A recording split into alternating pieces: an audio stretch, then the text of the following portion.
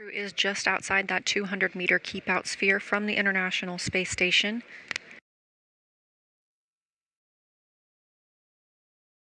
And Butch Wilmore continues to manually pilot the spacecraft.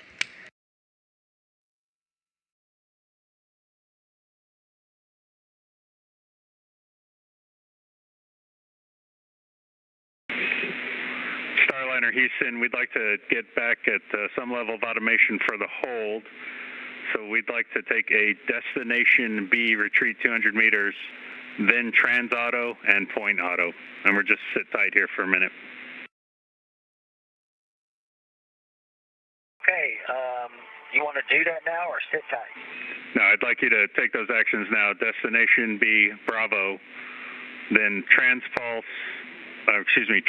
auto, point auto, and then what I was saying is we'll sit tight at 200 meters while we're taking a look at the data and getting a path back in.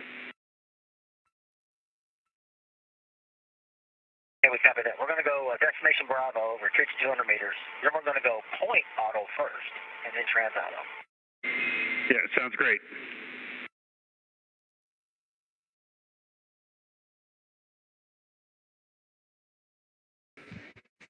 Capcom, Neil Nagata, flowing up some information to Butch and Sonny. They're following a short procedure to get Starliner back into autopilot mode.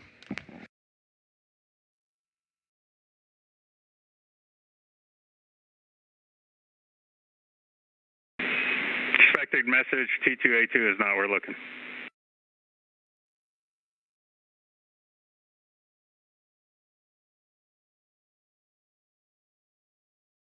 Okay, stand by.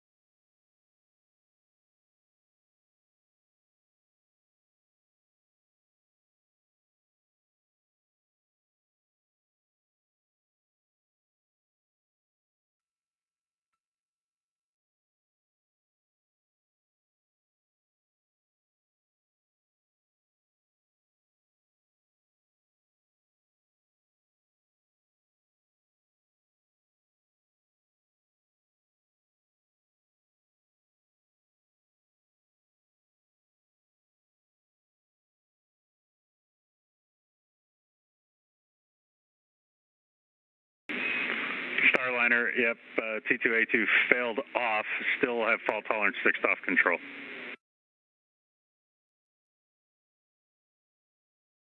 Okay.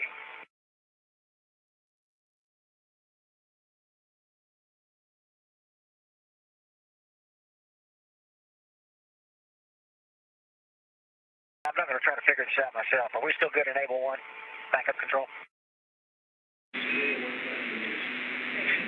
Stand by.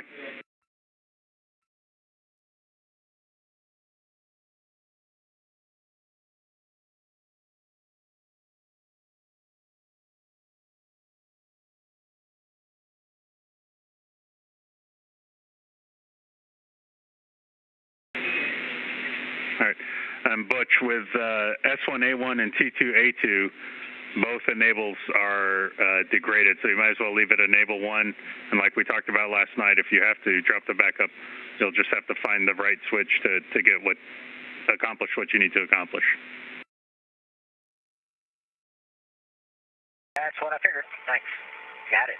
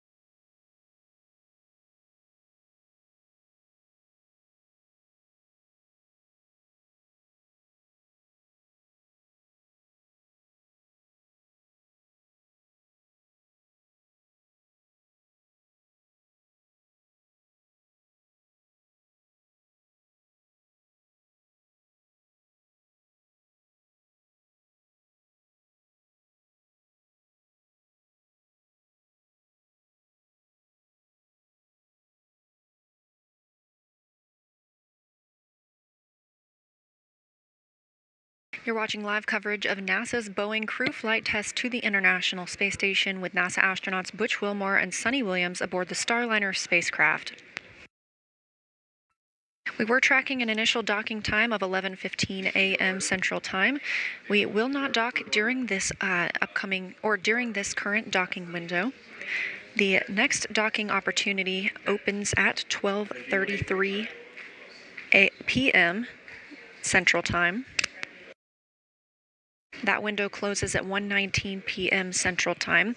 The crew is currently backing away from the 200-meter radius known as the Keep Out Sphere at the International Space Station. They will hold at about 250 meters away.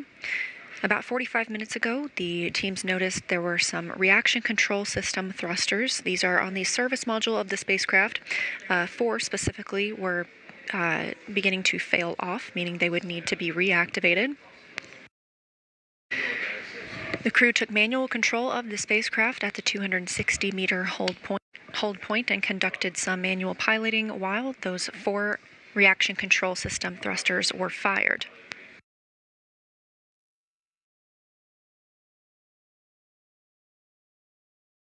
With the current configuration, the teams have not currently given the go for the astronauts and the spacecraft to move inside the Keep Out Sphere.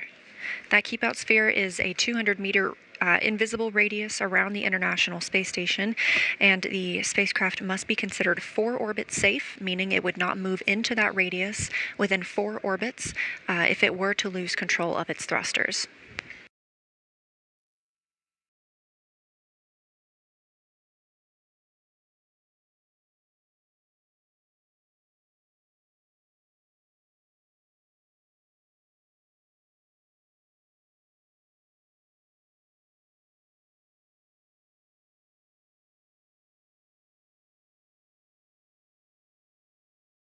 We are operating out of 2 flight control rooms here at Johnson Space Center. On the left, you see Capcom, or capsule communicator, Neil Nagata.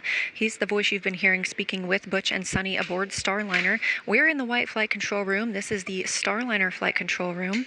And on the right side of your screen is the International Space Station flight control room just across the hall, where teams are leading the space station and all of its systems.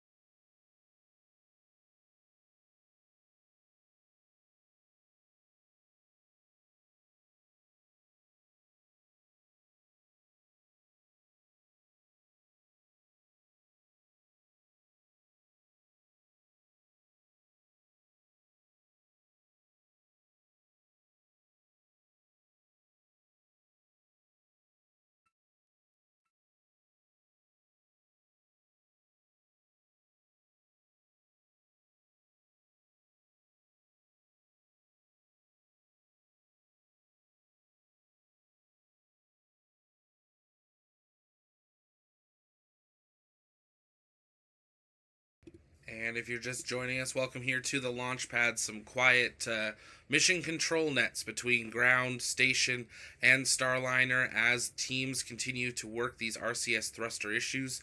Starliner has been put back in autonomous mode for its pointing and transitional movements as the teams continue to work these issues, and we'll continue to listen in for more updates. At this time, Starliner may not enter the International Space Station's Keep Out sphere, and we're listening for more updates. We're going to go ahead and perform another hot fire to see if we can recover the T2A2 and S1A1 jets in the intervening time. So for Starliner, once we get into insulation here and get our optical cameras back for Vesta, we're going to get back into the SM hot fire test procedure. Starliner copies. Sunny's pulling it up. Station copies.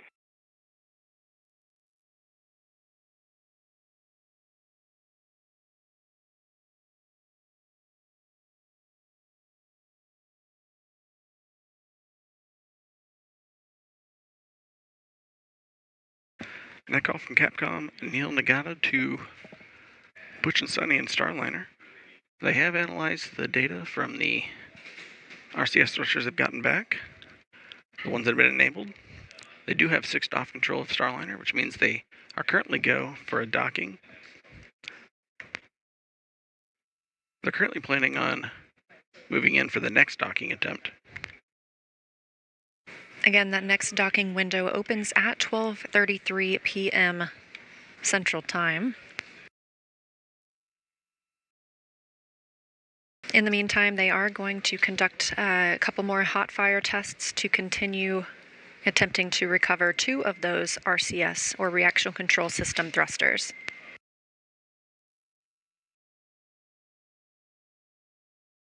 We are reaching the end of the nighttime period for ISS and Starliner. We should expect some views of both Starliner and ISS from each other's cameras shortly.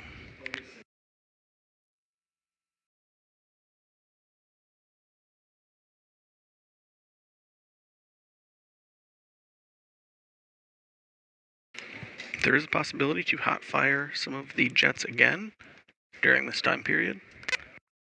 We will wait for a call from the Capcom. Starliner for the hot fire. The plan here is we're going to hot fire 3 jets, B1A3, T2A2, S1A1.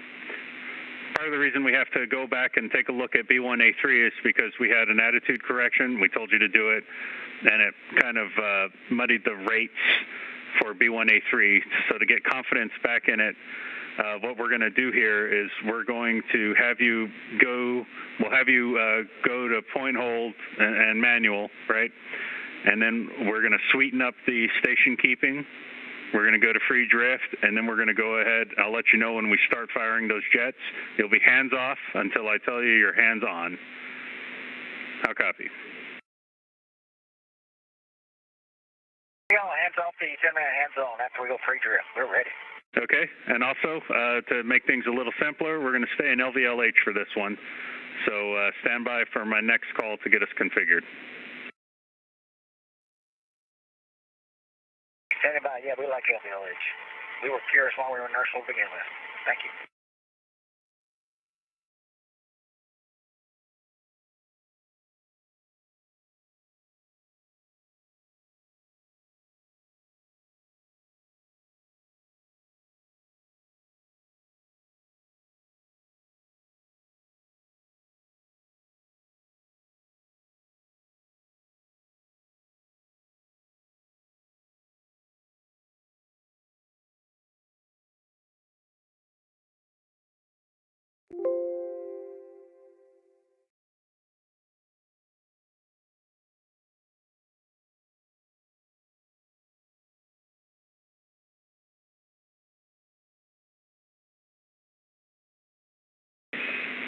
Starliner will take a point hold trans pulse when you get there. Stand by. Ray will give us some words to sweeten up the station keeping.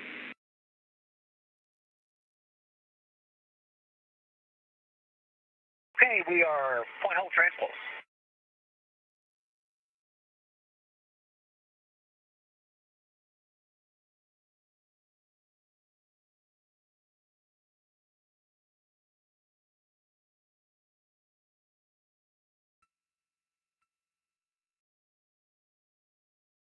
This view coming from Butch, the go ahead and give us international. 2 ups.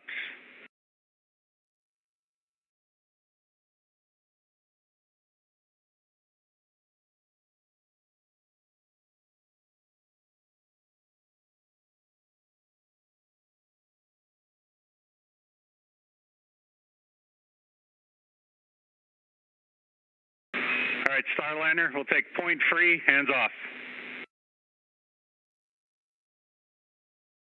Free, hands off.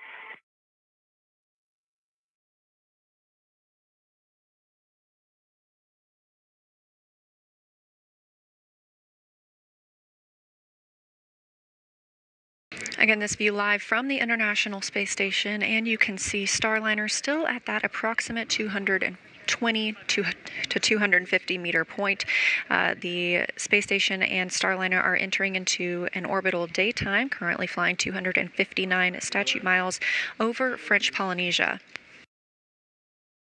Of course, we've been keeping you updated with all of the Starliner updates here in the White Flight Control Room, but my teammate Gary Jordan across the hall has been keeping tabs on everything space station. We'll go to Gary. Heard a jet fire on board. Roger.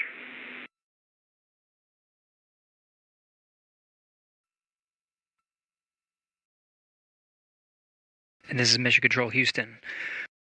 Of course, we're following along every step of the way with the teams over in the next flight control room following Starliner operations. Some of the views you were seeing were of the flight director, Vincent Lacourt, speaking with Ed Van Cise, flight director over in the Starliner flight control room, coordinating on entering that keep out sphere. We've been showing you periodic views of some of the telemetry that shows that sphere.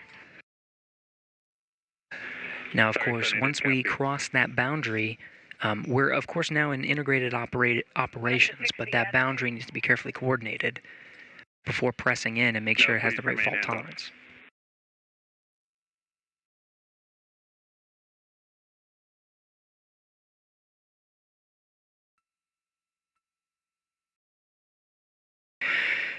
Outside the keep out sphere now, Butch and Sunny remaining in a hold position.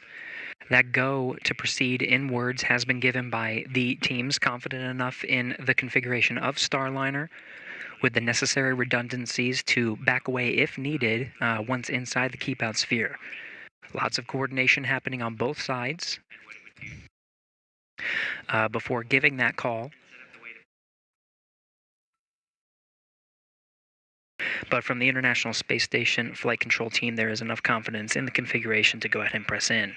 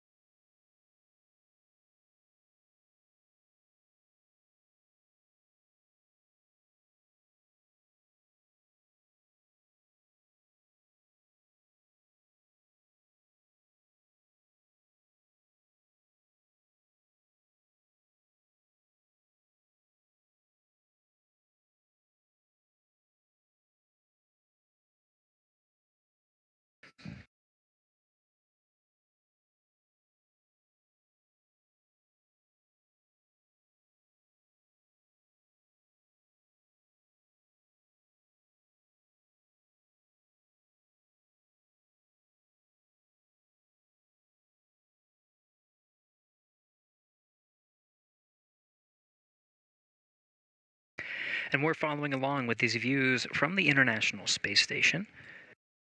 Getting great views, the sun reflecting. Starliner, we'll take point, hold, and then point back at the target, please.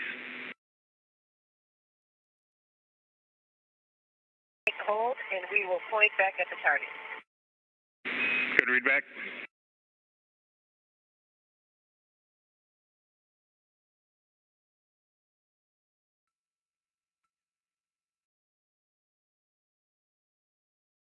The point hold of the Sarge being one of the features of the International Space Station. The Vesta system, which we've been talking about on Starliner, tracks some of the features of the International Space Station, just making sure the pointing is right, and we do have some time to figure it out. Again, there's another about 8-minute window before the crew is given the go to press in inside the keep out sphere. Now there are several milestones once we press inside the keep out sphere to enable a docking, the window of which starts at 12:33 p.m. Central Time this afternoon. But once inside the keep out sphere, the crew is scheduled to have a 10-meter hold point. We're not pressing in straight from the current position, just outside, just about 200, a little inside 220 meters right now from the station's forward port.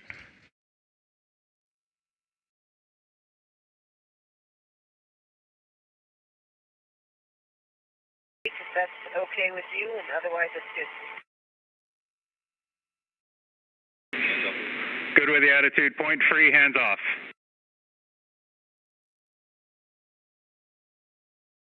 Attitude point free, hands are off.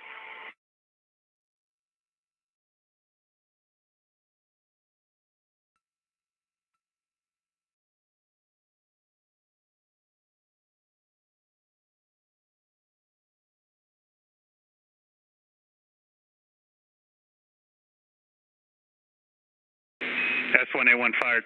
Jet fire. Roger.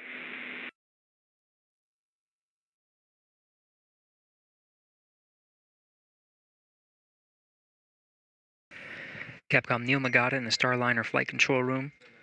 The voice you're hearing inside Starliner is Sonny Williams, confirming that when the ground teams enable the thruster firing for that hot fire test, which had been reported to the crew. We got a pretty good yaw rate. Let me fix this. Negative. We're firing B1A3. Stand by. These numbers you're hearing are the specific thrusters. And we heard it. Roger that. We're looking. You heard confirmation of feeling some of those thrusters, S1A1, B1A3. These are the specific thrusters that are targeted for these hot fire tests before proceeding into the keep out sphere. Again, the teams are comfortable with the current configuration with some of the reaction control thrusters. In the current configuration off. However, some of these thrusters that are being fired now are part of the hot fire test to try to recover some of those. Even though there is redundancy, recovering those would just add enough redundancy or additional redundancy outside of the already go configuration. The crew reporting that they are feeling those thrusters as they are hot fired. Okay, we'll take point hold to get us back on target track. Point hold and take us back and point us back to the target.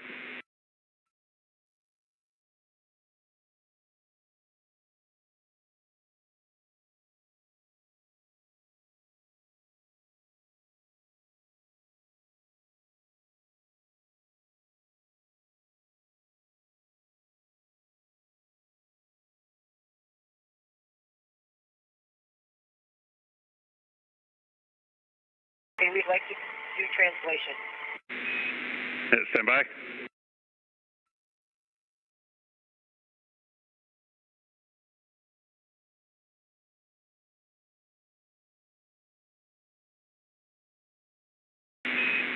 Starliner, your go to translate back to the hold box manually.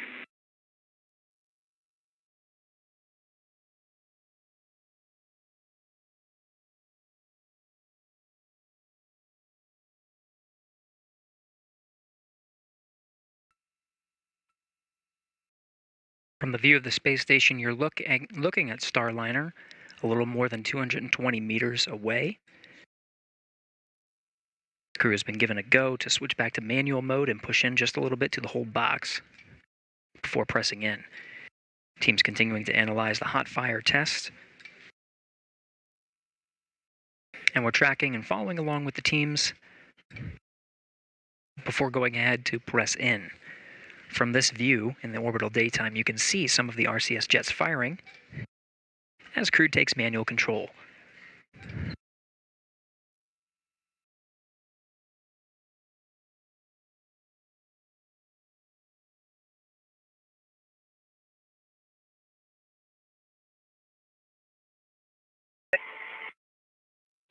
Say again, Tony. Back in the box.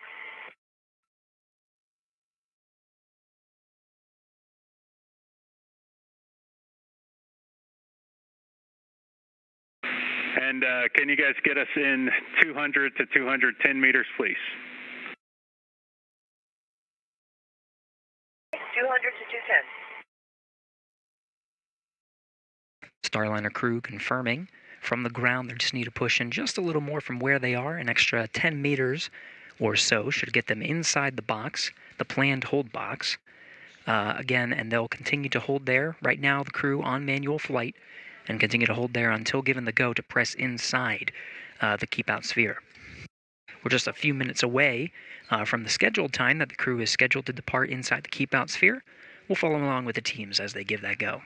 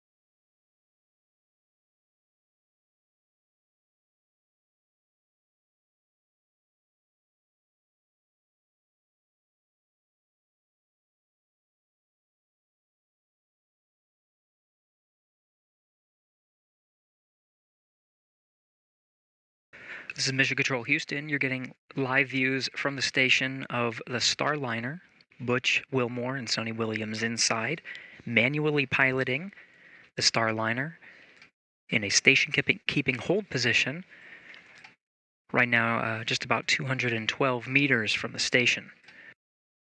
Station and Starliner are flying approximately 257 statute miles over the Pacific Ocean, approaching the west coast of Mexico, about to fly over the Midwest of the United States on a northeastern trajectory. In an orbital daytime, you're getting great views from the outside of the station. Teams continuing to analyze the Starliner before going ahead and pressing in to the keep out sphere. The earliest window to do so is crossing right about now, but we'll wait for that go from both teams concurring to press in and go through those next steps to the 10-meter hold point. We'll get that view of Starliner a lot closer than what we're seeing now.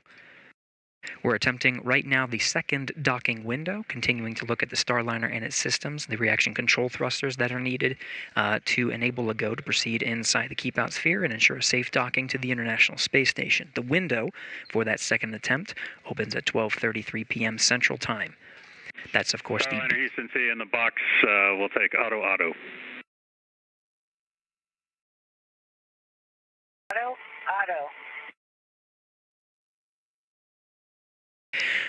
the crew manually flying again and station keeping within the hold window inside, right now inside 210 meters.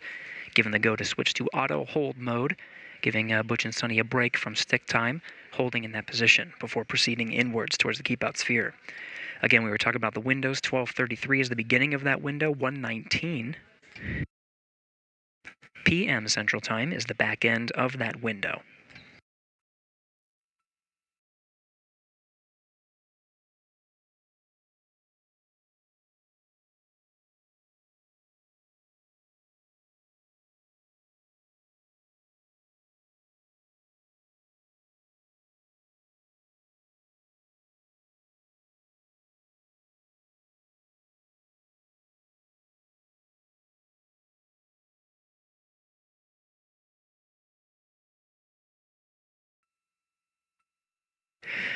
flight controllers here in the International Space Station flight control room, continuing to evaluate steps needed to ensure a go to proceed inside the keep out sphere, and go ahead and press in for that attempting for docking within the second window. We're following along very closely and coordinating. Houston.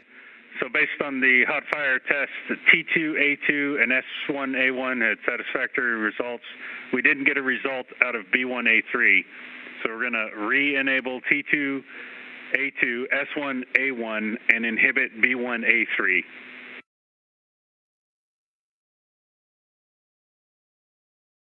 We copy all. You're going to inhibit B1A3. The other two, we see one of them back online, and it felt like the rest of them to us. I'm not sure what your data shows, but okay, copy all.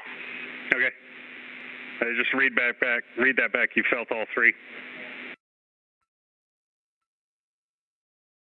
Yes, we felt all three. Roger.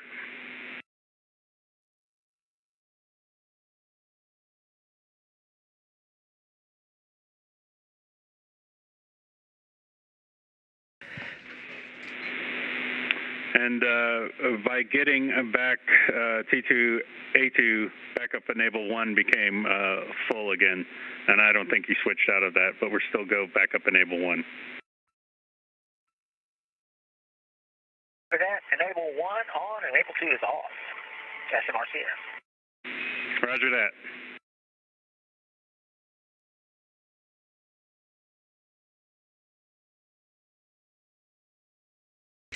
So again, holding outside the keep out sphere, Butch Wilmore, Sonny Williams inside the Starliner spacecraft, working hand in hand with the ground controllers here, or the flight controllers here in Mission Control Houston, specifically the Starliner flight controller room in the room next door to the International Space Station flight control room.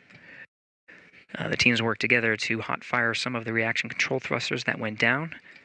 Looks like some of the reaction control thrusters, 2 specifically, performed well, so those will be re-enabled. 1 did not perform so well, so they're going to go ahead and inhibit that particular thruster. That one's B1A3. Currently analyzing the configuration before pressing in.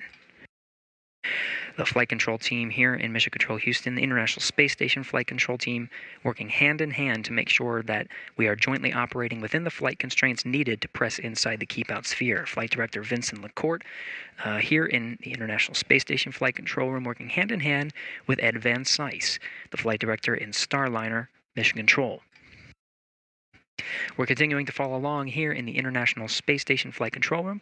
Let's go ahead and head over to the white flight control room with the Starliner teams following along. Starliner, Leah and Jim. Go to recover. It's an Orb-Traj tab stop 8 for recover.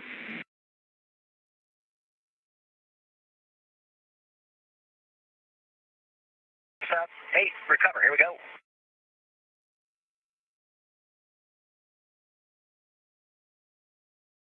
Thanks, Gary, and welcome back to the white flight control room here at Johnson Space Center. Yes, we are monitoring Starliner here in this room, all teams continuing to analyze the data from the recent tests. And as you can see, Starliner in this live view from the International Space Station, it is essentially parked at about 200 meters away from the station. Again, we are waiting to move into the keep out sphere, that 200-meter radius around the space station. We are targeting the next docking window that opens at 12:33 p.m. Central Time. Now we are in another tracking and data relay satellite system handover. We expect to regain those visuals shortly. Meanwhile, here's another good look at the teams in Mission Control Houston, both Starliner and International Space Station. As Gary just shared, over there on the left, in the middle of your screen, that is Neil Nagata. That's the Capcom you've been hearing speak with the crew. Down toward the bottom in the white shirt is NASA astronaut Mike Fink. You may have seen him on the launch broadcast yesterday. He is also a crew member for the Starliner 1 mission. Up at the top of your screen, that's Flight Director Ed Van Cise.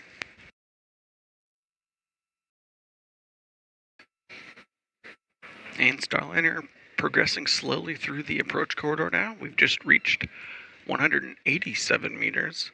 190 meters is the first distance, and Starliner's flight plan for docking. First milestone inside of the keep out sphere. currently moving towards station at about 23 centimeters per second. We're going to continue our slow approach until the 10-meter point, at which we have a planned hold where we will enable the NASA docking system, NDS, and then prepare for a final docking several minutes afterwards. Starliner is directly lined up with the Node 2 forward port. That is where it will be docking today. Also docked to the Node 2 port are the SpaceX Dragon spacecraft. That's on the zenith side. So once Starliner arrives, we will have 2 American crewed spacecraft at the International Space Station. And if you're just joining us, welcome here to the launch pad. You are looking at a live view from the International Space Station, 3 views actually, as we are now just about 44.5 minutes away from the second docking attempt of Boeing Starliner. This is the second docking window that's been scheduled. Teams are continuing to troubleshoot these RCS thruster issues, but are looking forward to this next docking attempt, and will be continuing to listen in. If you've been following along, though, Starliner was told that as some in the chat have said, could not enter the ISS no-no cone, the keep-out sphere, and it's something that it had to hold off and stand back and then work on the thrusters before it can continue towards its journey to dock with the International Space Station. If you guys have questions, you can send those in the chat by tagging us at the launch pad, and we'll work on answering those live as we continue through our live coverage. Also, take a moment, share out the stream, invite people to join us as we continue to watch history unfold with Boeing Starliner continuing to be Boeing Starliner and do what it does best and have leaks and thruster issues. But we'll be keeping a close eye on it as over the next 43.5 minutes, NASA astronauts Butch Wilmore and Sunny Williams are preparing to dock to the International Space Station. You keep those questions coming, and make sure you head on over to the Launchpad shop. We are posting some brand new Starship Flight 4 pictures from our remote cameras as posters and metal prints, so definitely be the first to snatch one of those up, while also getting your limited edition Flight 4 gear and your Starliner launch mission patch as well. So take that moment and look at that while we await more updates from NASA as they continue to move towards the second docking attempt of Boeing Starliner.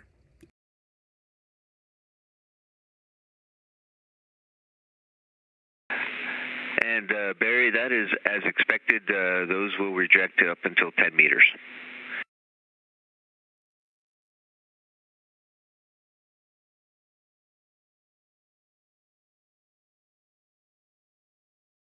As Starliner continues its approach, both it and the International Space Station are flying approximately 261 statute miles over Kansas, crossing into Nebraska.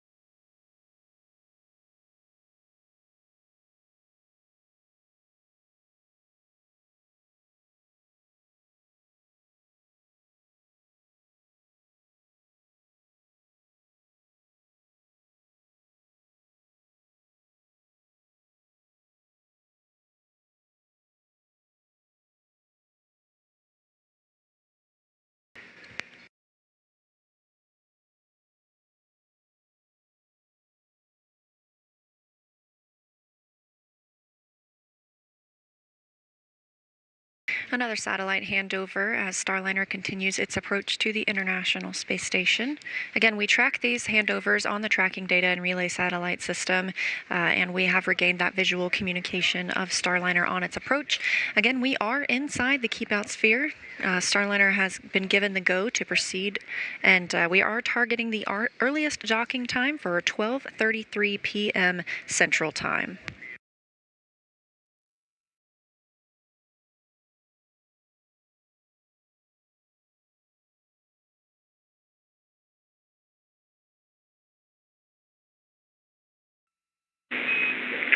And Starliner looking good on our current rates in. We're expecting about a 6-minute lighting hold when we get to 10 meters. Minute lighting hold, copy.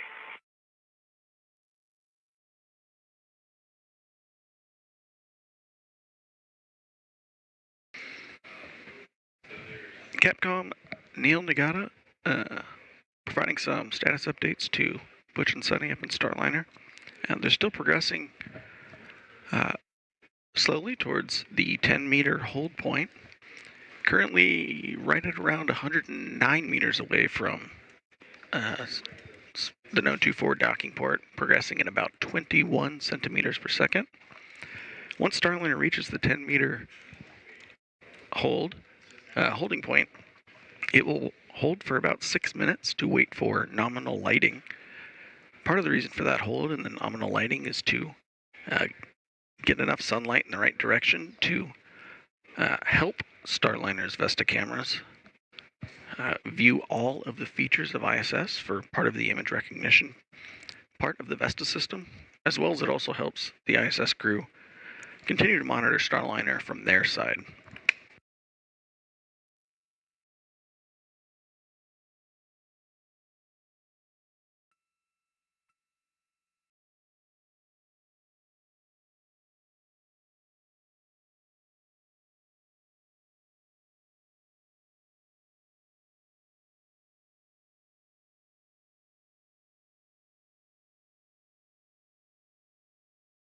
And just a reminder of the NASA astronauts aboard Starliner today.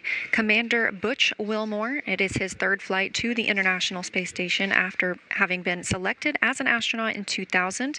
He flew first to the International Space Station as a pilot on Space Shuttle Atlantis in 2009 and served as a flight engineer for Expedition 41 in 2014. NASA astronaut Suni Williams is the pilot for the CFT mission, or crew flight test. She was selected to be a NASA astronaut in 1998. This is also her third flight to the International Space Station, the first one coming as a flight engineer for Expedition 14, and in 2012, a member of Expedition 32.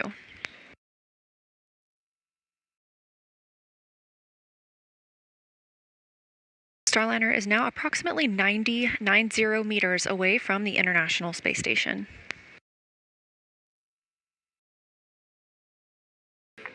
And at the 100-meter point of Starliner's approach towards ISS, it has slowed down to 0.1 meters per second, or 10 centimeters per second. It will continue at that lower rate until it reaches the 10-meter holding point.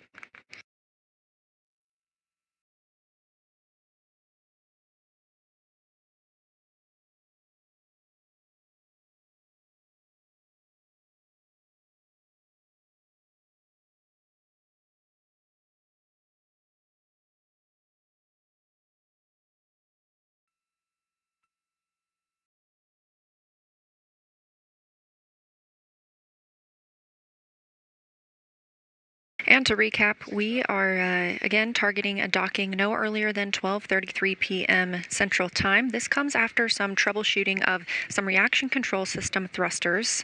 Those are also known as RCS thrusters on the service module portion of the Starliner spacecraft. We had 5 at different points, had 5 of those thrusters go offline, and through several hot fire tests, we were able to bring back 4 of those thrusters and obtain the go and the redundancy that we needed to enter the keep out sphere and approach the International Space Station for docking.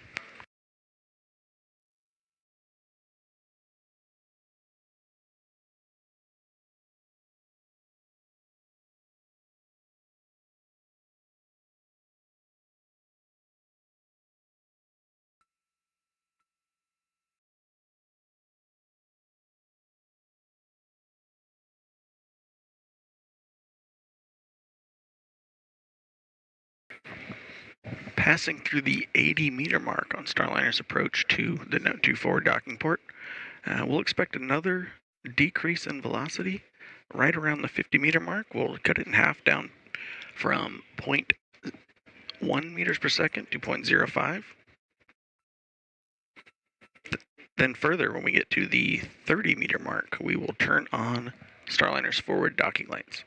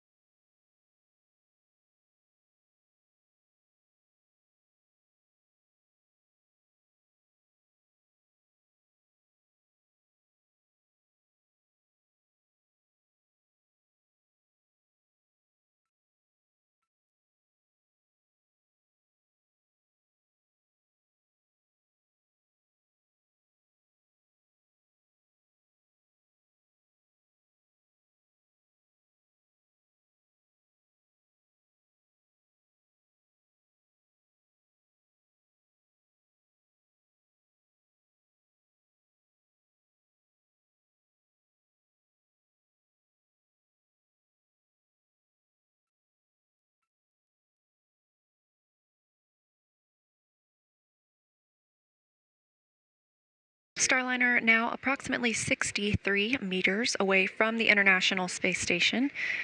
Again, we are docking to the Node 2 forward port today.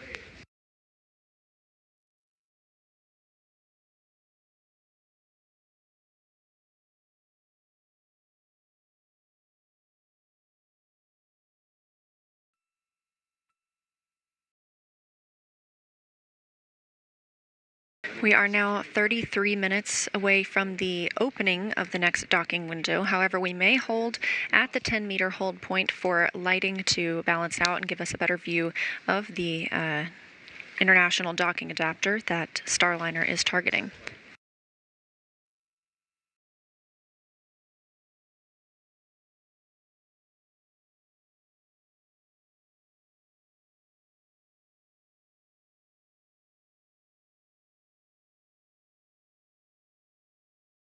Starliner continues to use the Vesta system as it approaches the International Space Station. That stands for Vision-Based Electro-Optical Sensor Tracking Assembly. There are two Vestas on Starliner so that we have fault tolerance. These include vision-based cameras, a long-wave infrared camera, as well as LiDAR.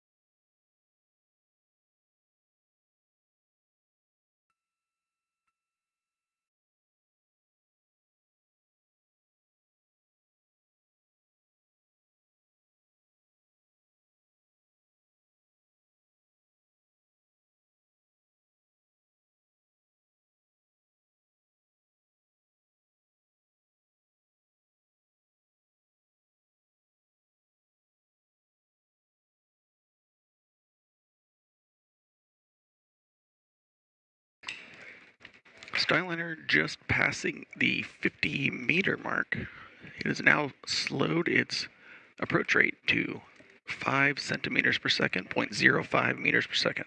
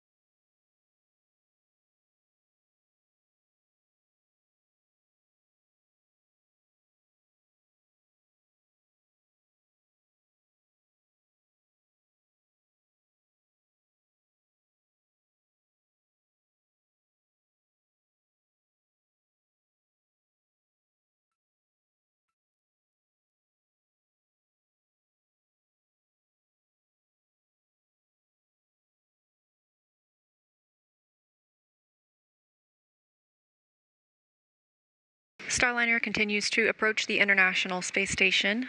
Both are traveling at approximately 17,000 miles per hour, but in these proximity operations, we have to move very slowly and precisely to line up properly with the node 2 forward port. We are now about 44 meters away from that docking adapter. The next hold point comes at the 10-meter hold point. And again, we anticipate that we may hold here for some time while we wait for the lighting to balance out for Starliner.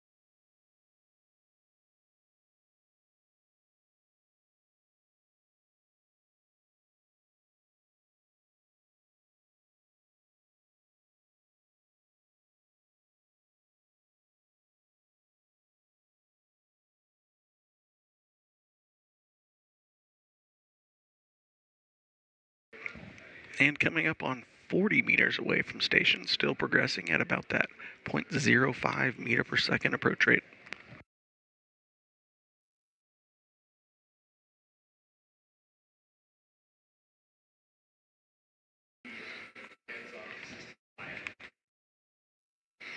Starliner currently experiencing a period of relative darkness where the visual spectrum cameras aren't getting as much information from its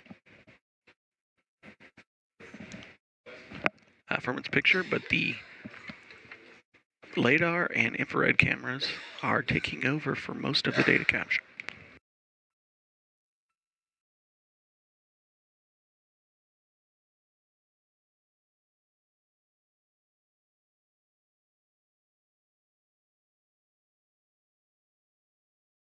Again, this is NASA's Boeing crew flight test to the International Space Station, the first flight of astronauts aboard Starliner. Today, they are carrying NASA's Butch Wilmore and Sunny Williams, both making their third trip to the International Space Station after lifting off at 9:52 a.m. Central Time yesterday from Space Launch Complex 41 in Florida.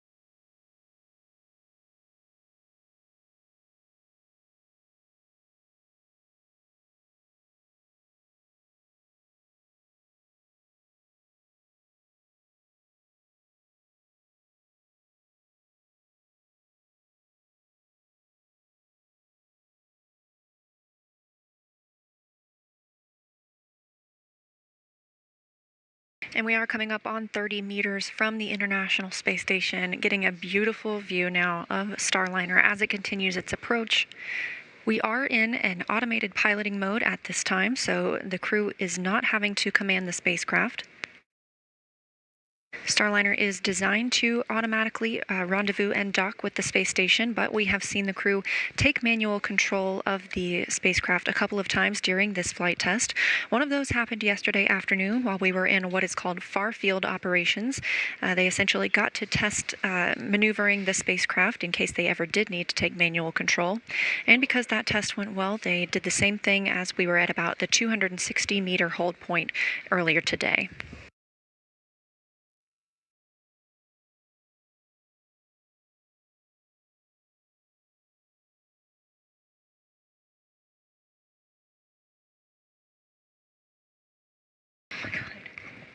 just passed through the 30-meter mark, and you see the Starliner's forward docking lights turn on.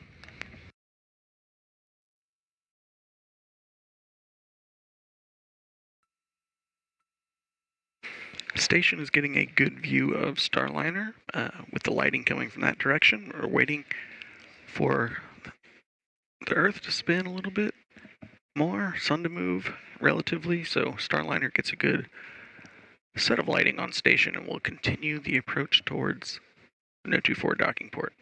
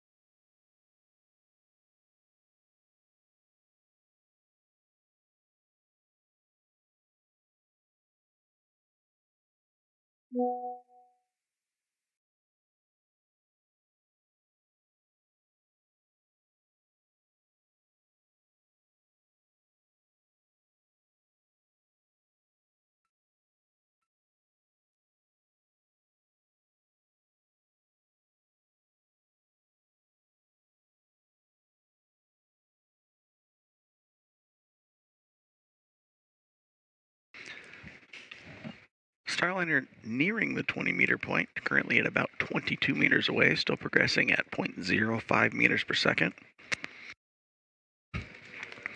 From Starliner's view, front of station is still fairly dark, using mostly the LiDAR sensor for feature tracking on the front of the docking, No.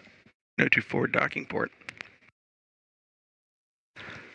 Currently, you can see Starliner's NASA docking system, NDS. Docking cover has been open for a long period of flight. Currently, the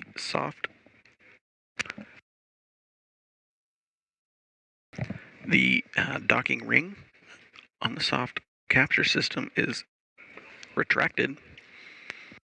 It's the inner metal ring on the front of NDS with the 3 pedals sticking out from it. Once we hit the 10-meter docking hold point, Starliner will extend the soft capture system, which is a series of motor-controlled arms.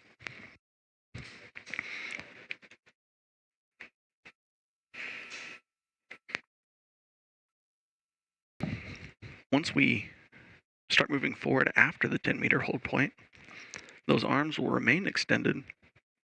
Starliner will approach the international docking adapter. Upon contact, there are several spring-loaded latches that will attach Starliner to station. Then, several minutes later, the arms on that soft capture system will retract.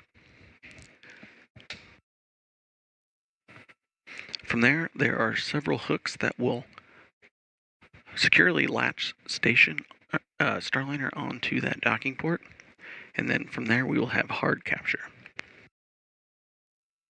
Right now we're currently coming up on 16 meters away.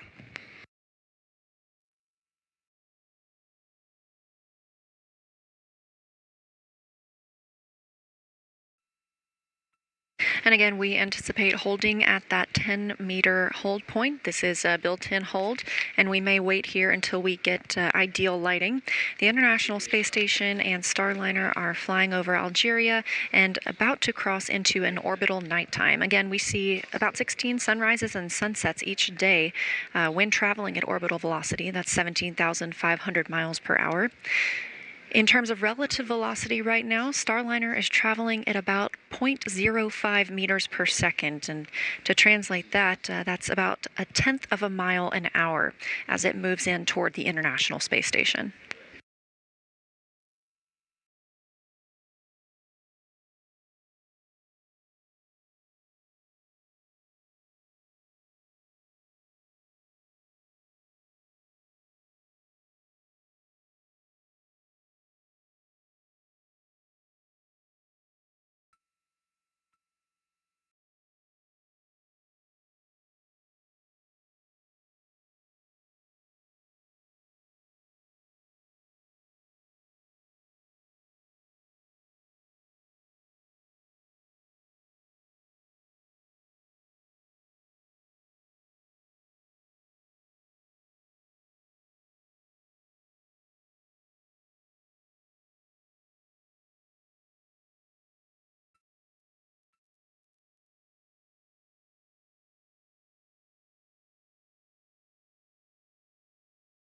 Meter hold confirmed.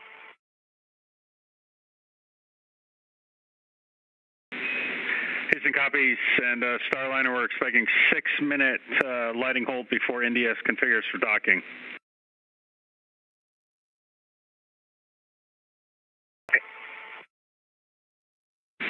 Station Houston on the big loop. Starliner's at the 10-meter hold point. ISS crew perform 1.106, step 1.2. Station copies on the big loop, executing 1.2 of 1.106. ISS crew ready for final approach. Houston copies. Starliner Houston, got your fill-ins for your step 31. The maneuver to target align will be at 17:27:40. Expect final approach at 17:30. We're going to have 47 minutes of margin.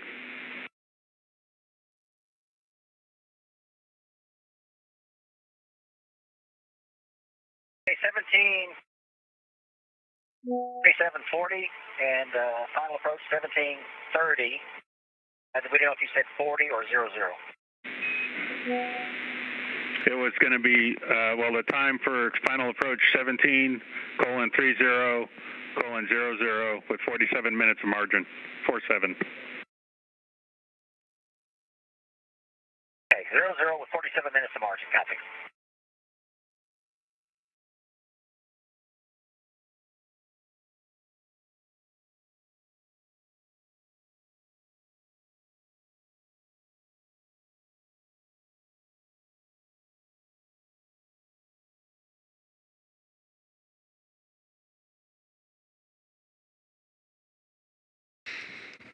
Starliner holding steady in the 10-meter hold point.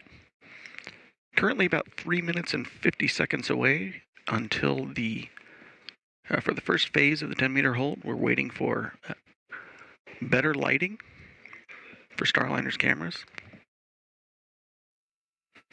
In the second phase of the 10-meter hold, the NASA docking system will continue to finish its initialization.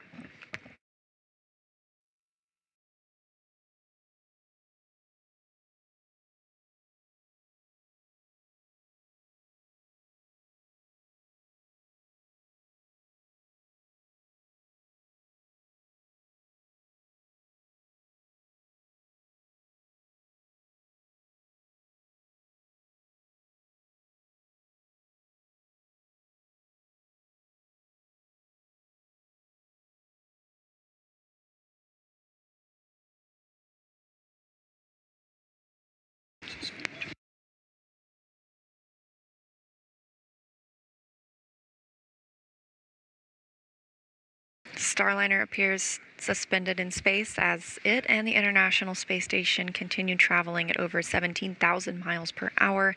And again, we are anticipating an orbital nighttime here shortly. We are at the 10-meter hold point. This is a built-in hold for all arrivals. And we will continue holding here until we get the lighting that the teams are looking for to continue to press in towards that Node 2 forward port.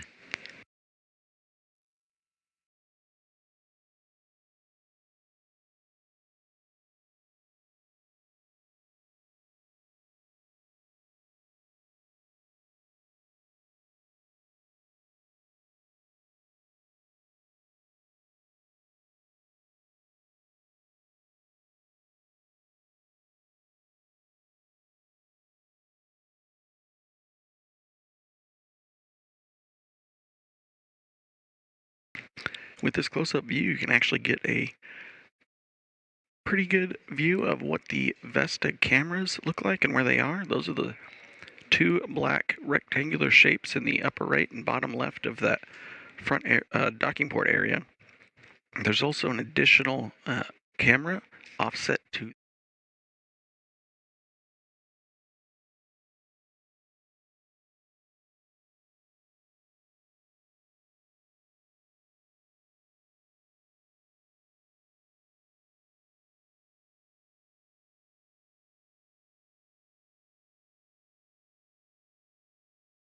And we are again in a satellite handover with the International Space Station. Station uses the tracking and data relay satellite systems, and we expect to regain visual communication shortly. However, we will still be at that 10-meter hold point.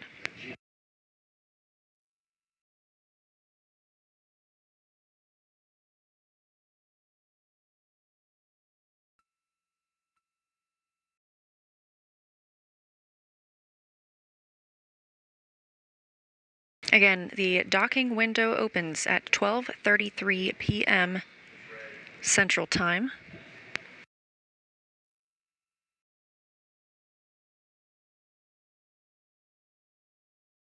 And we are in an automated piloting for the Starliner spacecraft, so Butch and Sunny are able to continue monitoring its approach once we resume that, but they will not be needed to take manual control and fly in and dock the spacecraft. That capability does exist, and we tested some of that manual piloting earlier in the flight.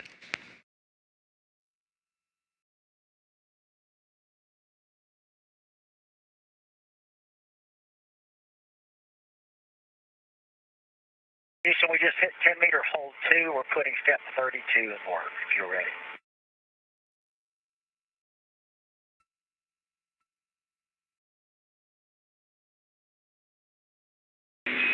We are ready.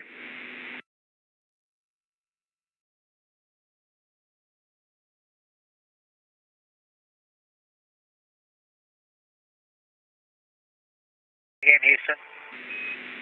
We are ready. Okay, here goes, step 32. Here we go. Roger.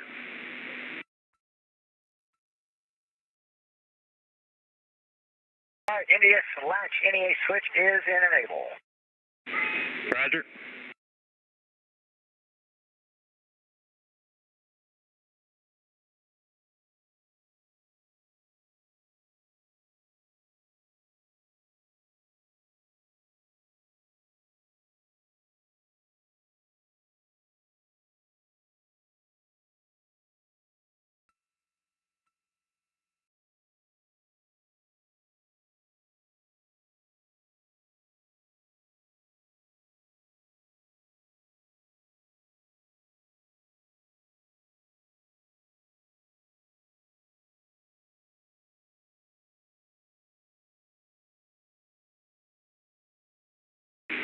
Starliner reactivating Mustang.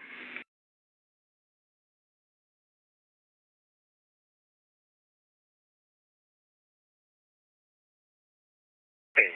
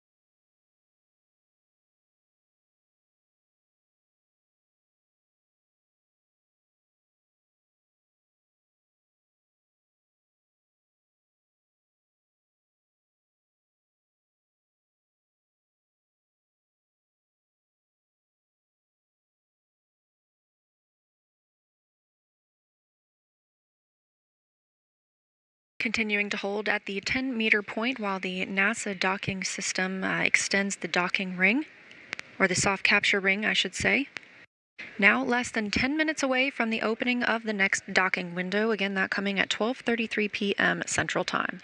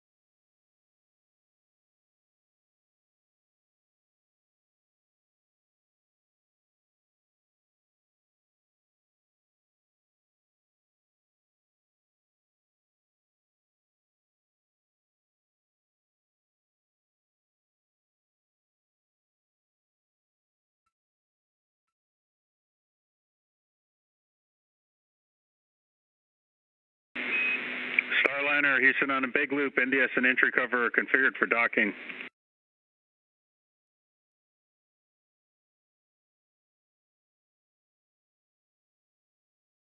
Starliner copies, we're ready.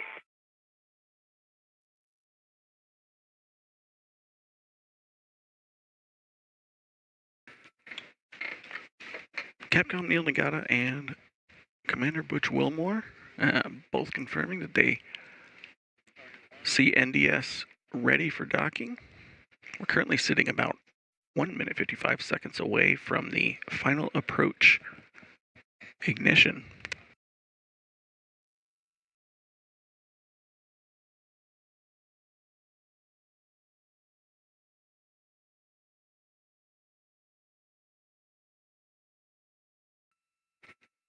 During the last 10 meters, you'll see Starliner approach at a very slow rate, similar to the last 50 meters that we saw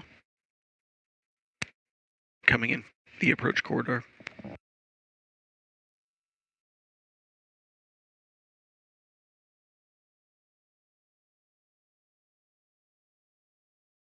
The view on the right of your screen in the larger box, that's from Starliner's Vesta cameras.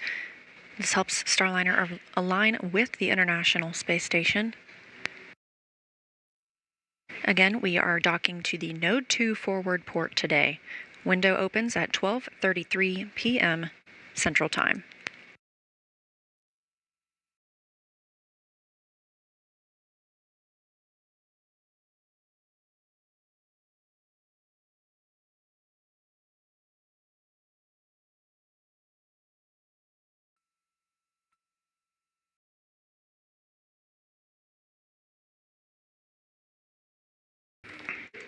And we're looking about 30 seconds away from the final approach.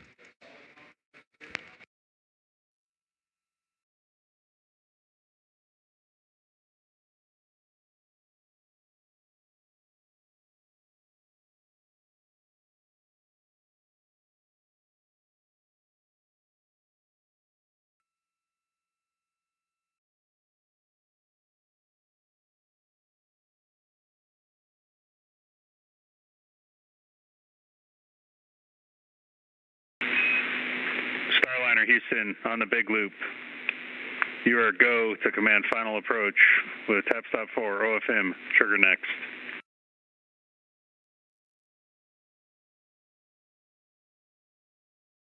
Come, Sonny's putting in the trigger next. Tap stop 4. Station Houston on the big loop for ISS crew. Perform 1.106 steps 1.3 and 1.4.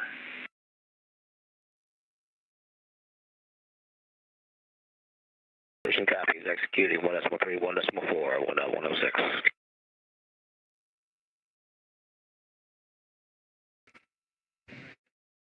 And the Starliner crew have gotten the authority to proceed for the final approach. Starliner is currently at just over 9 meters away, approaching at about 0.05 meters per second, or 5 centimeters per second, towards the known 2 forward docking port.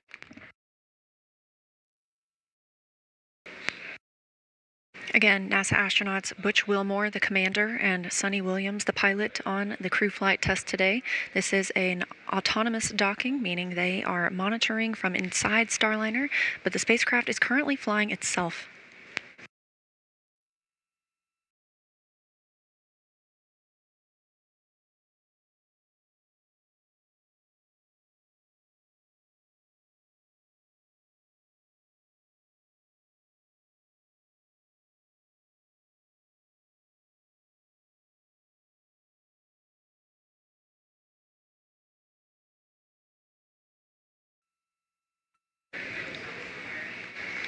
Starliner now less than 7 meters away from the International Space Station.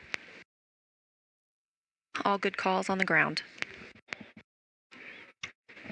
Estimated time of contact is 2 minutes.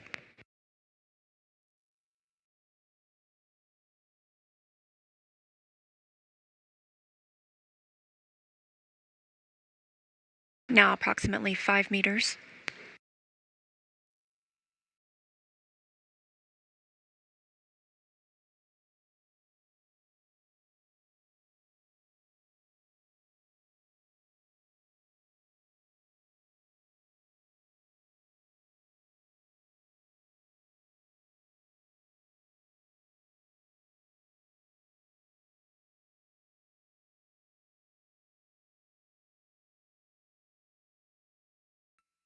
And Starliner passing through 4 meters.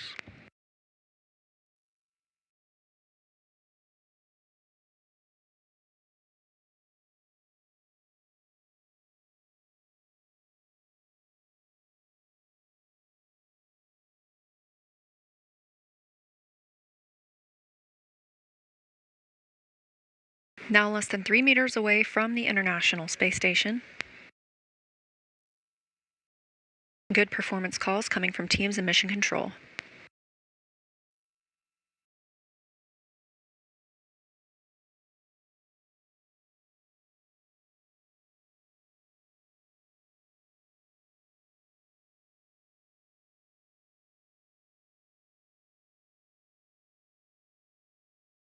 Starliner at 1.5 meters away, currently about 25 seconds from docking.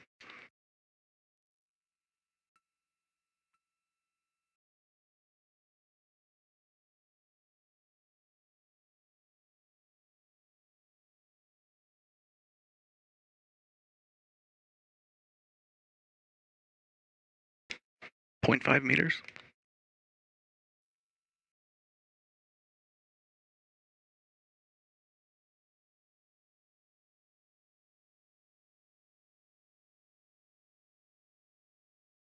Contact capture.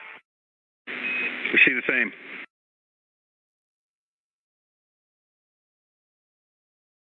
At 12:34 p.m. Central Time, above the southern Indian Ocean, we have confirmation of contact and capture of NASA's Boeing crew flight test and Starliner aboard the International Space Station. Butch and Sunny have made their arrival. And we have it at 1:34 p.m. Eastern Time. After 26 hours, 42 minutes, about 15 seconds, NASA astronauts Butch Wilmore and Sunny Williams are officially docking to the International Space Station. Boeing Starliner has done it. It has had contact. It will now go through the process of driving all the hooks to have hard capture, but they have done it. If it was your first time here, make sure you engage that subscribe button. We're going to continue our full live coverage, waiting for the NASA astronauts to enter the International Space Station. Definitely stay with us as we monitor these conditions as they prepare for hatch opening over the coming hour or so. We're going to be answering your comments and questions, so stay with us and make sure you send those in the chat by tagging us at the launch pad. But congratulations to Boeing. They have officially brought 2 NASA astronauts to the International Space Station. Initial capture.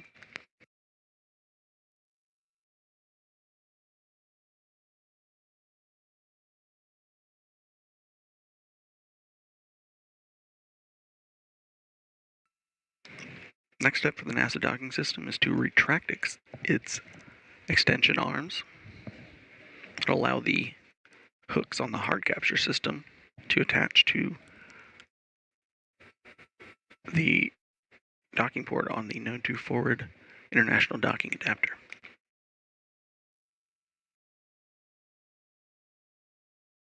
And with the arrival of Starliner, again, that coming at 12:34 p.m. Central Time, we have 2 American crewed spacecraft aboard the International Space Station.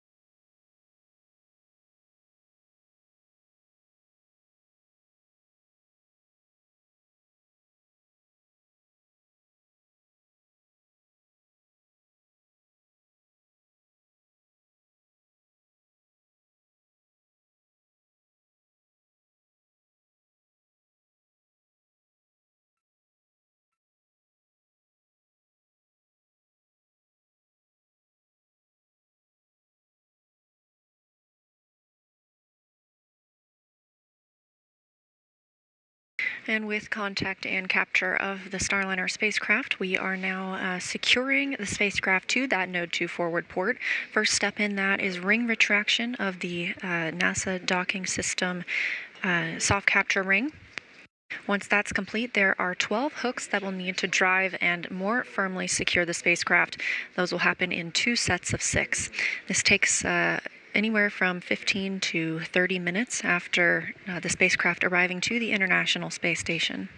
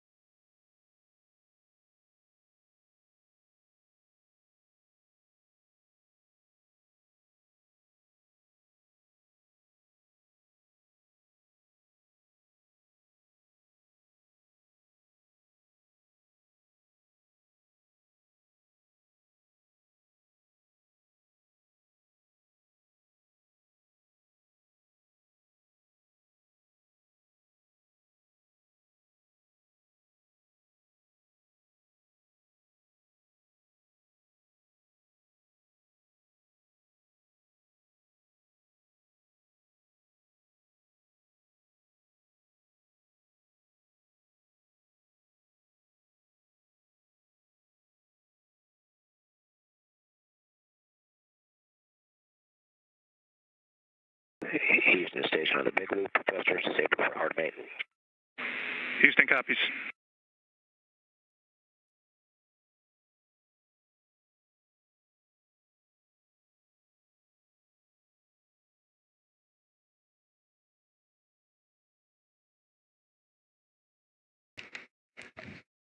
We're now about 6.5 minutes after initial contact and capture of the soft capture system.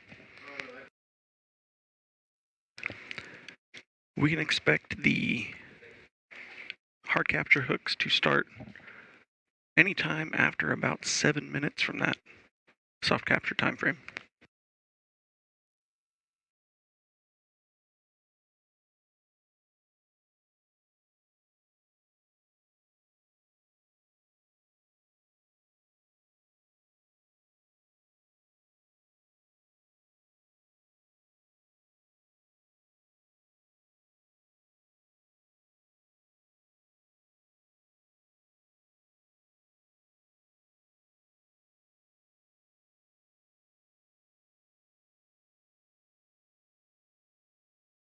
And if you're just joining us, welcome here to the launch pad. We've updated the overlay there. Docking confirmed at 1:34 p.m. Eastern Time. Teams will now go through hard lock being confirmed. This is when 12 pins are driven to hard mate the Starliner to the International Space Station. We will then wait to have 3 of the hatches open. They'll have to pressurize them, and then check for any leaks, and then go through the process of opening the 2 International Space Station hatches and the 1 Boeing Starliner hatch. And at that point, the crew will enter the International Space Station and have a welcome ceremony. And we'll be staying live through all of this, so stay with us. If you haven't yet, take a moment, engage the like button, share out the stream. We're still watching history in the making as NASA astronauts Butch Wilmore and Sonny Williams arrive at the International Space Station aboard a Boeing Starliner for the very first time. Judd Freeling, working hand in hand with the teams over with you over in the Starliner Mission Control, ensuring that everybody's following the joint flight rules that are necessary.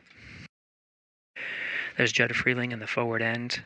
To his left is Diana Trujillo, working to monitor all the different steps together. Will Vu over to Vince's right is to Vincent LaCourt's right is Will Vu, the voice from Mission Control here in Houston, up to the crew aboard the International Space Station.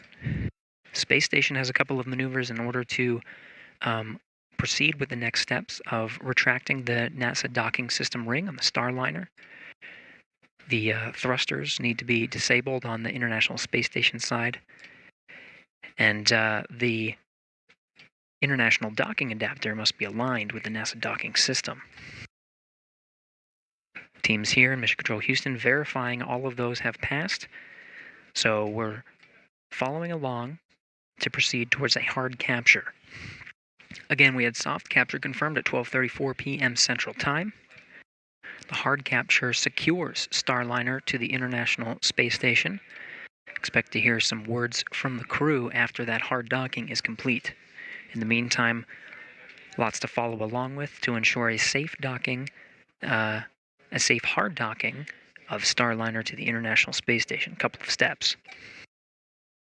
Now, of course, after that hard dock is complete, we still have to go ahead and open up the hatches, so the teams here will remain on console and follow along through the methodical steps necessary to pressurize the vestibule in between Starliner and the International Space Station. That vestibule is the International Docking Adapter. Right now it has been exposed to vacuum, awaiting for Starliner's arrival. Once Starliner is hard docked, they'll follow procedures in order to pressurize that vestibule from 0 psi to match that of Starliner and the International Space Station, same as we have here at sea level, 14.7 psi. That will take some time in order to accomplish. Now, because we docked on the second opportunity here, the second docking window that we were tracking as part of the flight to the International Space Station, we'll follow along to provide estimated times of hatch opening and the welcome ceremony, where the Expedition 71 crew will formally welcome the 2 first-time flyers of Starliner to the International Space Station, Butch Wilmore and Sonny Williams, the first to fly the Boeing Starliner.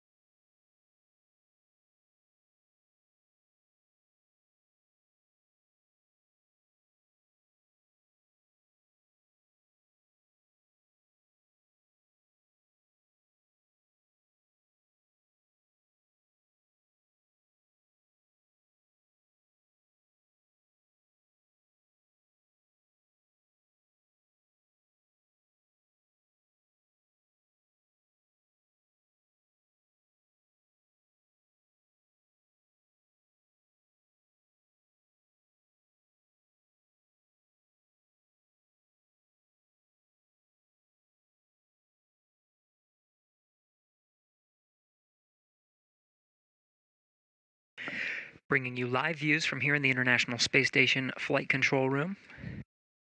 Flight Director Vincent LaCourte talking with the flight control team.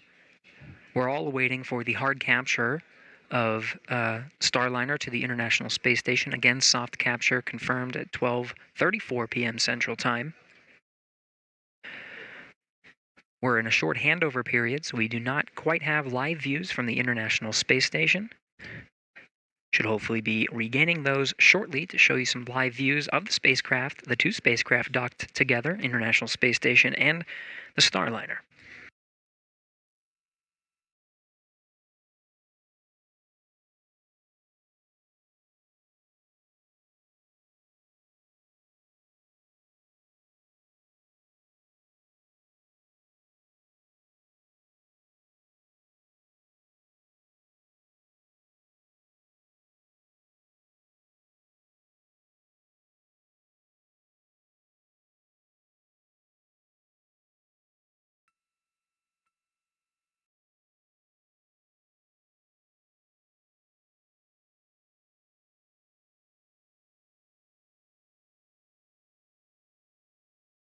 Fellow Flight Director TJ Creamer was just passing behind Vincent LaCourte and Diana Trujillo.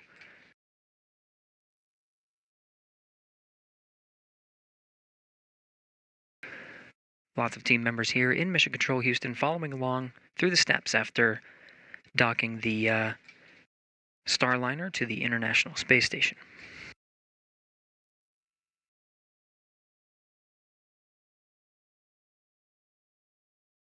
Visiting Vehicle Officer Dory Tomeko is following along with the teams over in the Starliner Flight Control Room. The visiting vehicle officer, a console position here in Mission Control Houston that works very closely with any visiting vehicle spacecraft.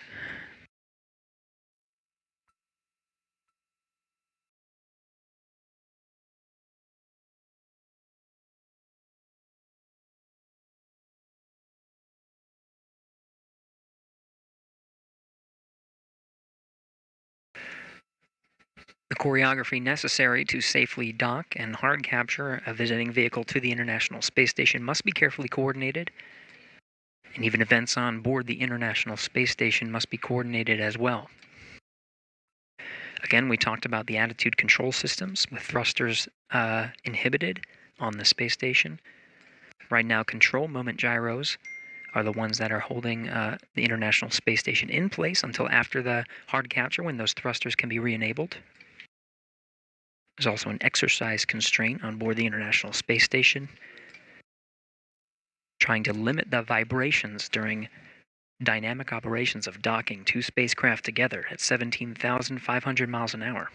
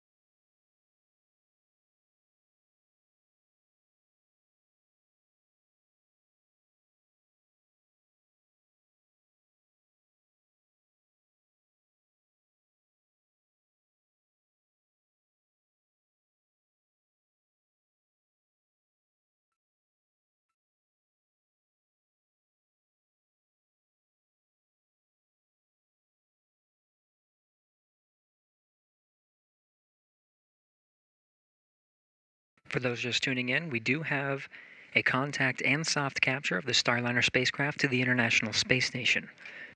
Butch Wilmore, Sonny Williams, currently at the forward end of the space station inside the Starliner spacecraft.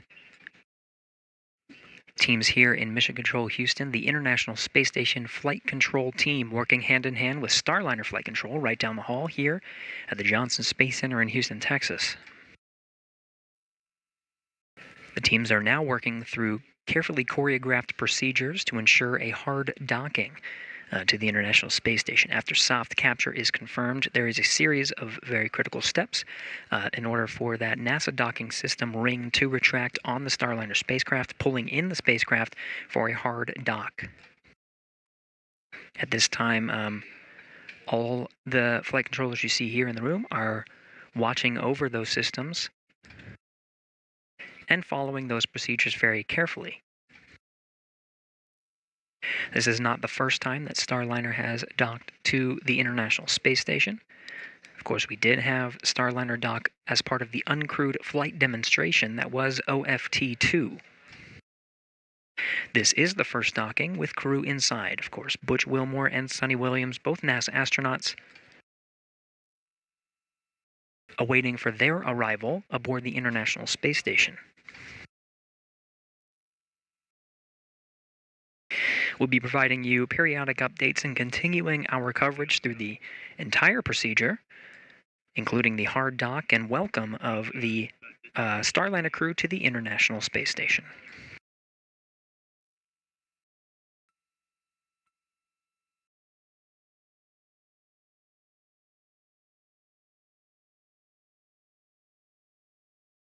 Again, we'll remain on air continuously through the entire procedure of hard docking to the International Space Station.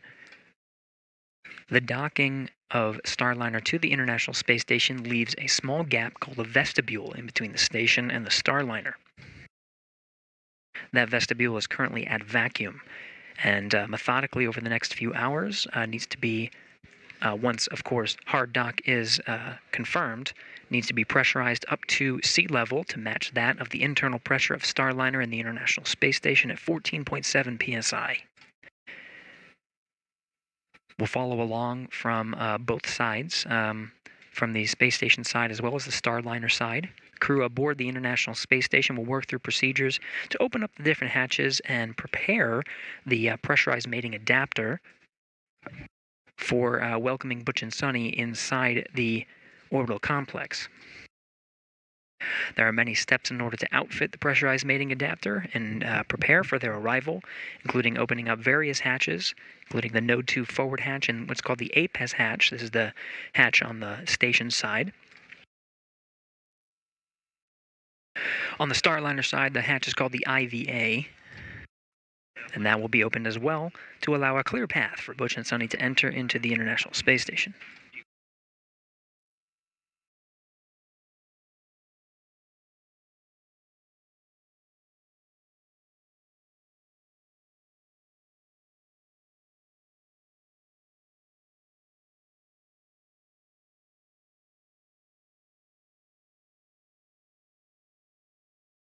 Starliner, all books are closed.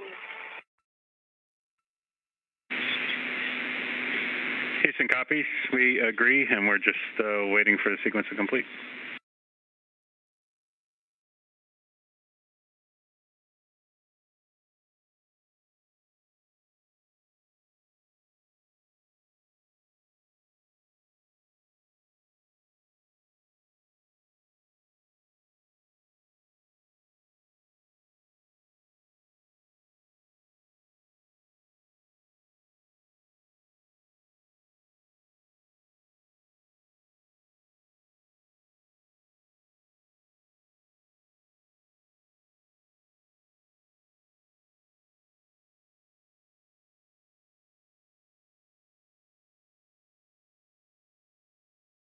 Again, you're getting live views from the International Space Station Flight Control Room.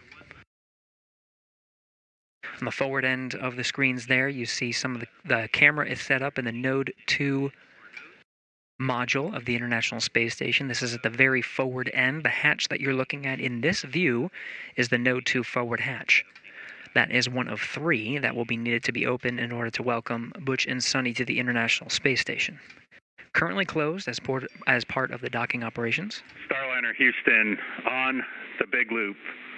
We've all been waiting a little while for this call. That was an OK 3-wire, Fly Navy, docking complete.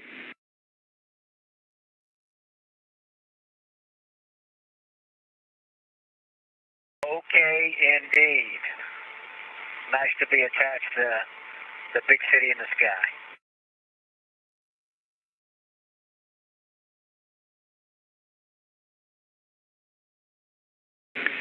And from the ISS Flight Control Team, congratulations to all NASA and Boeing teams on this historic day. Butch and Sunny, nicely done. Welcome back to the ISS. Outstanding. Great place to be. We're looking forward to staying here for a couple of weeks and getting all the things done in Starliner that we need to get done, and also on station, ready to work. Welcome aboard, Starliner.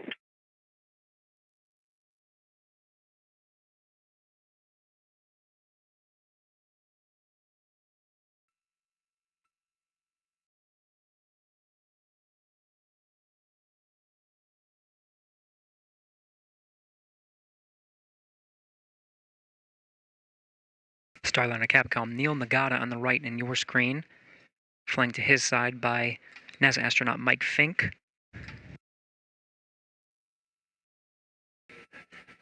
To the left of Neil, Starliner Flight Director Ed Van Cise. We're going to call that the big time. Yeah, you have extension. So we're going to call that the big time approach and controlled collision, and the Claire Moore grab, grapple, cinch, and hold. All right, roger that. It's on the record now.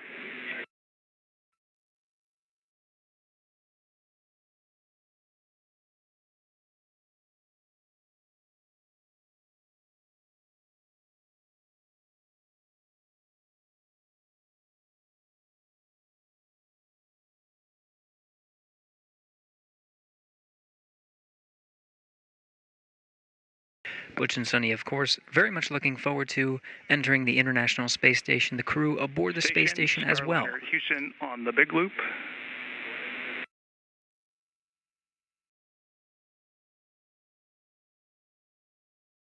Station's here.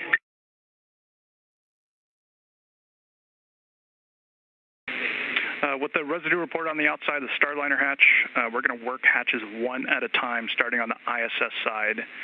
So after A pass hatch open for TC, this is 1.302 step 5.6.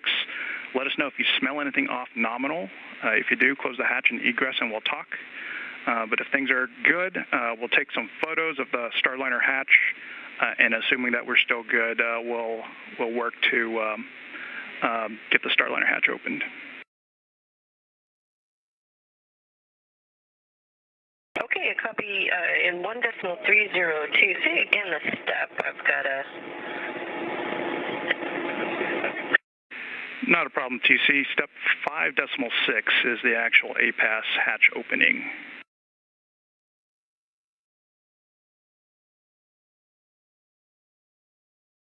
Okay, that may be another... Have you? TC, we're just giving you a big picture right now, so... One more thing from Starliner. Go ahead, Starliner.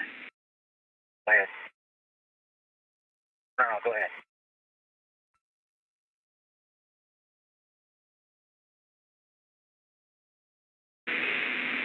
TC, we're not ready for you to get into those steps yet. We'll let you know when we are ready. And one additional point here, we want you to focus those photos and your inspection on the actual window in the hatch. Roger that. Photos on the actual window hatch.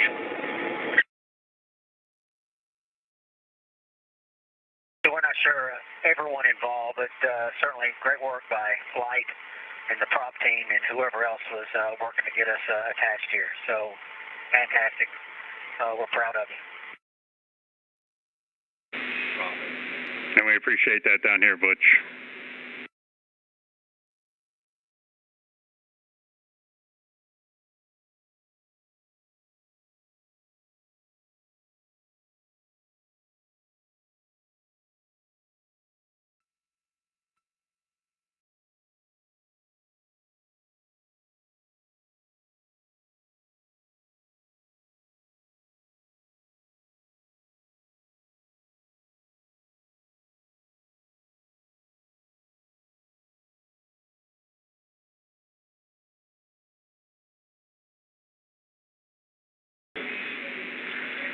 Starliner Houston, on the big loop, I'm ready for you to pick up in step 1 of 1.302, the CST 100 post-docking leak checks and ingress.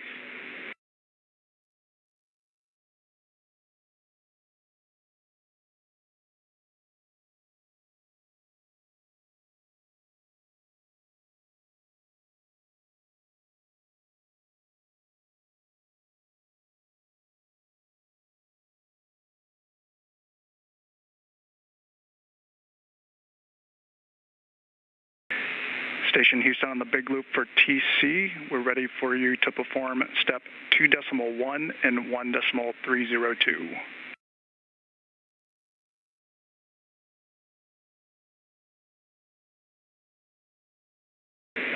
Copy and work.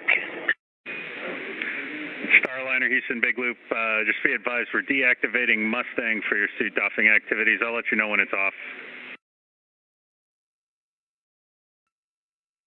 Hey, can you say the procedure one more time? We were screwing around doing other things. No worries. 1.302, that's the first green block on your activity, on your timeline, CST hatch leak check. And that's step 1 only, please. Step 1, CST hatch leak check.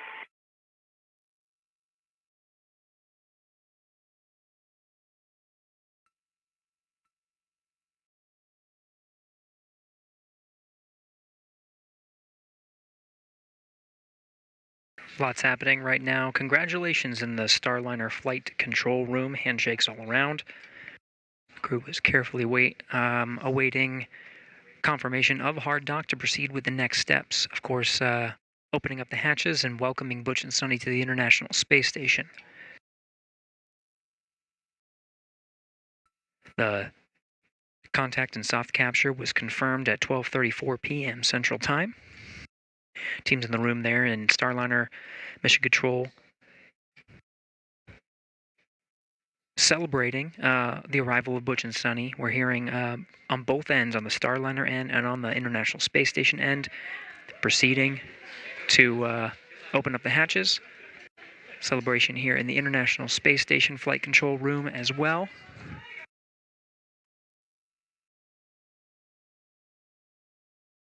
Excitement all around to welcome Butch and Sonny on board. Again, it'll be a number of hours before we go ahead and open up those hatches. These steps to safely do so are very methodical. We'll follow along and continue our coverage every step of the way and give you updates on estimated times of the hatch opening and the welcome ceremony.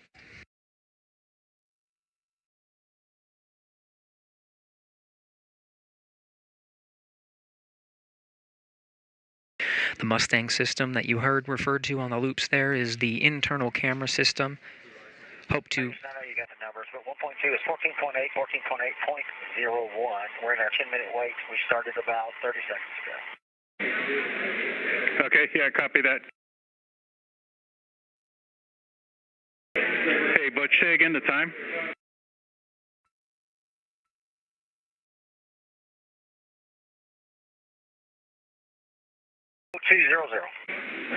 Roger. I stand by. Sorry about that. I'm sorry. That's my from TPI counter. Make that 0445.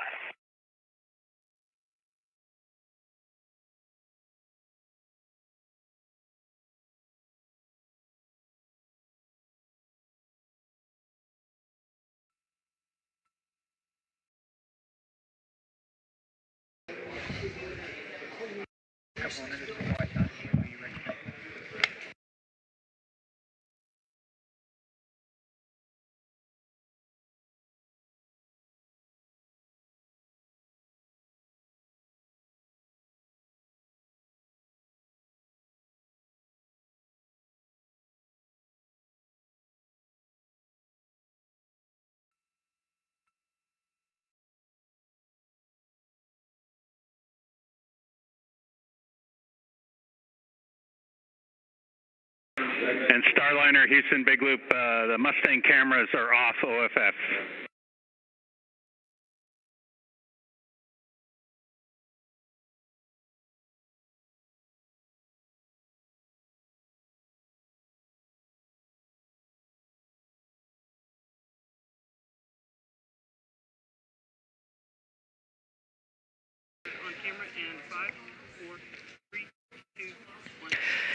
Well, it's a wonderful day in both of the flight control rooms here in Houston. Starliner flight control teams and International Space Station flight control teams, as well as the crew aboard the International Space Station and inside Starliner, all working together to bring these two spacecraft together.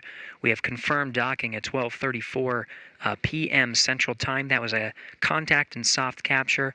Now the teams in both rooms are celebrating and congratulating all of the hard work that got us to this moment, the two spacecraft together.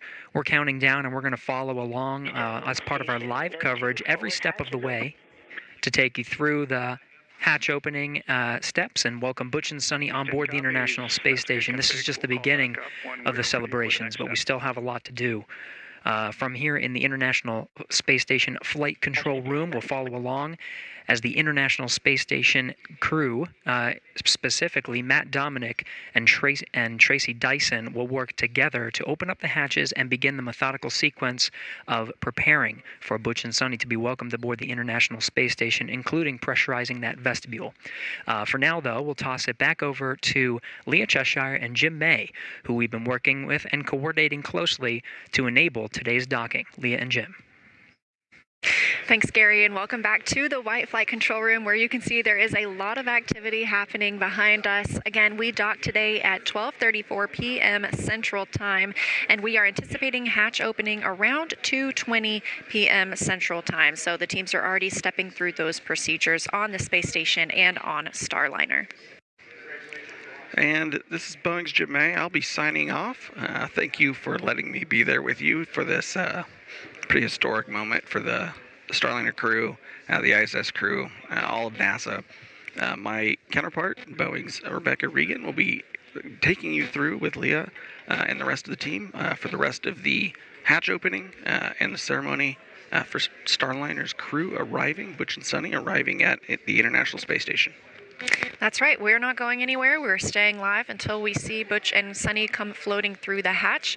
We also anticipate to see some views from the crew while still aboard Starliner through the Mustang video system. We've heard some calls that those cameras have been taken off for now. That way the crew can get out of their suits and into something a little more comfortable before they join the other side of the space station crew.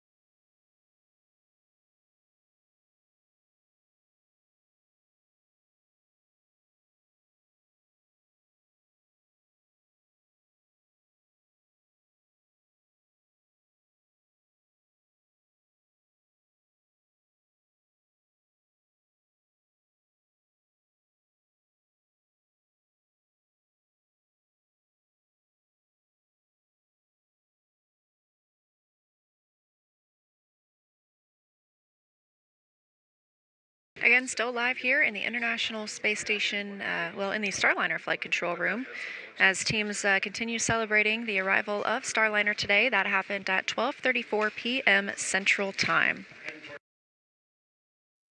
Starliner, just curious, who is setting prop today?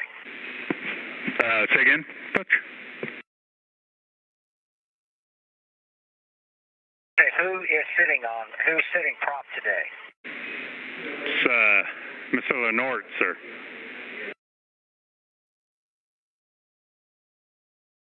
Mr. Lenore, a man we all look up to. Thank you. Please relay your team that some really great expeditious work. It's not unnoticed, of course. Wonderful. Yeah, he's not standing now, so I don't have to look up to him, but we copy that. Appreciate it.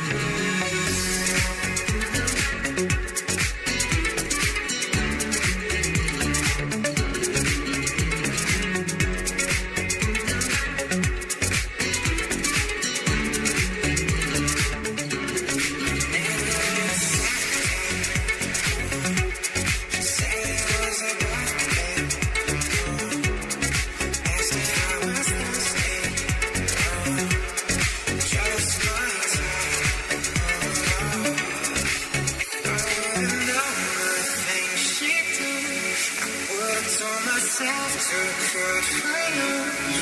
Baby, now why say it's no use? Now my eyes, 'cause I'm done with you. If I would've told myself to baby, now my eyes, 'cause I'm done with you. If I would've known the things you do, I would've told myself to good fire. Baby, now why say it's no use? Now my eyes, 'cause I'm done